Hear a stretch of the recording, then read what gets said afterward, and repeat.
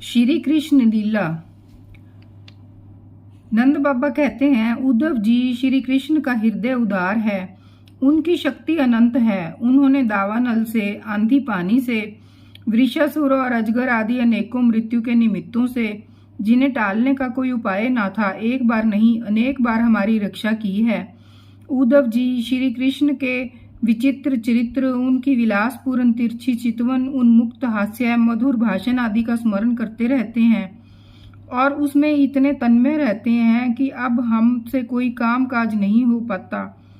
जब हम देखते हैं कि ये वही नदी है जिसमें श्री कृष्ण जल क्रीड़ा करते थे, यह वही गिरिराज है जिसे उन्होंने अपने एक हाथ पर उठा लिया था, ये वे ही वन के प्रदेश हैं जहाँ श्री कृष्ण गोएं चराते हुए बांसुरी बजाते थे, और ये वे ही स्थान हैं जिन्हें वे अपने सखाओं के साथ अनेकों प्रकार के खेल खेलते थे। और साथ ही ये भी देखते हैं कि वहाँ उनके चरण चिन्ह अभी मिटे नहीं हैं। तब उन्हें देखकर हमारा मन कृष्णमय हो जाता है। इसमें संदेह नहीं है कि मैं श्री कृष्ण और बलराम को देव शिरोमणि मानता हूँ, और ये भी मानता हूँ कि वे देवताओं का कोई बहुत बड़ा प्रयोजन सिद्ध करने के लिए यहाँ आए हुए हैं। स्वयं भगवान गर्गाचार्य ने मुझसे ऐसा कहा था। जैसे इसी बिना किसी परिश्रम के पशुओं को मार डालता है, वैसे ही उन्होंने खेल ही खेल में 10,000 हाथियों का बल रखने वाले कंस, उसके दोनों अजय पहलवानों और महान बलशाली गजराज कुबले पीड़ को मार डाला। उन्होंने 3 ताल लंबे और अत्यंत दृढ़ धनुष को वैसे ही तोड़ डाला जैसे कोई हाथी किसी छड़ी को तोड़ डाले। हमारे प्यारे श्री कृष्ण ने एक हाथ से 7 दिनों तक गिरिराज को उठाए रखा था।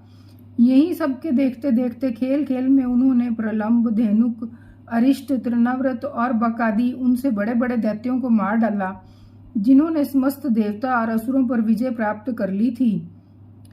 श्री शुकदेव जी कहते हैं, परीक्षित, नंद बाबा का हृदय यूं ही भगवान श्री कृष्ण के अनुराग रंग में रंगा हुआ था। जब इस प्रकार वे उनकी लीलाओं का एक एक करके स्मरण करने लगे, तब तो उनमें प्रेम की बाढ़ ही आ गई। वे विह्वल हो गए और मिलने की अत्यंत उत्कंठा होने के कारण उनका गला रुंध गया। वे चुप हो गए। यशोदा रानी भी वहीं बैठकर नंद बाबा की बातें सुन रही थीं। श्री कृष्ण की एक एक लीला सुनकर उनके नेत्रों से आंसू बहते जाते थे और पुत्र स्नेह की बाढ़ से उनके स्तनों से दूध की धारा बहती जा रही थी। उद्धव जी, नंद बाबा और यशोदा रानी के हृदय में श्री कृष्ण के प्रति कैसा अगाध अनुराग है, ये देखकर आनंद मगन हो गए और उनसे कहने लगे।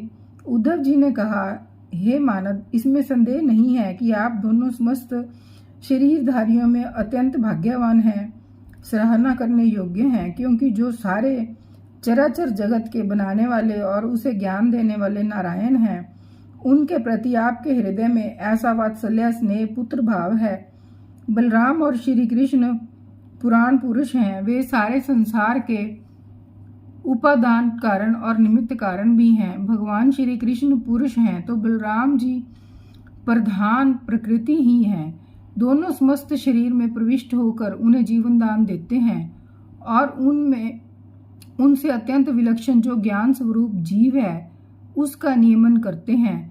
जो जीव मृत्यु के समय अपने शुद्ध मन को एक क्षण के लिए भी उनमें लगा देता है, वे समस्त कर्म वासनाओं को धो बहाता है और शीघ्र ही सूर्य के समान तेजस्वी तथा ब्रह्ममय होकर परम गति को प्राप्त होता है।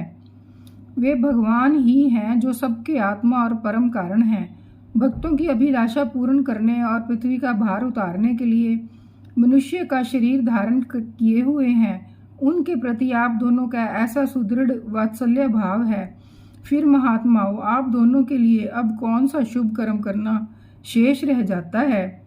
भक्त वत्सल यदुवंश शिरोमणि भगवान श्री कृष्ण थोड़े ही दिनों में वृज में आएंगे और आप दोनों को, अपने माँ बाप को आनंदित करेंगे।